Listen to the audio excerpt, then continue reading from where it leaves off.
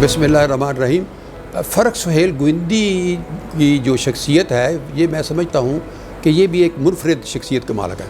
हमने जब भी इनको देखा, इनको मुतहरक देखा, और इनकी एक ख़ास बात यह है कि ये पाकिस्तान की सरज़मीन जो है ना, और पाकिस्तान के जो 22 करोड़ अवाम हैं, उनके साथ ये जुड़े हुए हैं।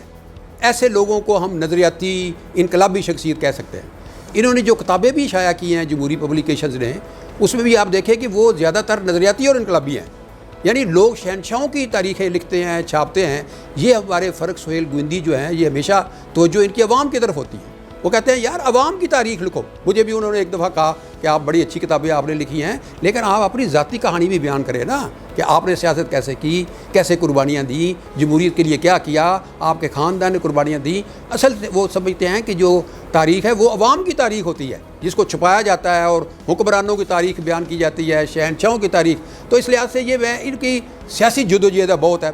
मैं देखता हूँ कि बड़े पुरअज़म तरीके से इन्होंने पूरे एक इनकलाबी और नज़रियाती जज्बे के साथ इन्होंने सियासत की है, और मैं उनके लिए दुआ ही कर सकता हूँ कि अल्लाह ताला उनको सलामत रखे। बहुत काम उन्होंने किया है, आइंदा और भी बहुत काम करने वाले हैं। तो ये हमारे पाकिस्तान के नुमायाँ अफराद में, इनके मुमताज़ अफराद में इनका शुमार होता है।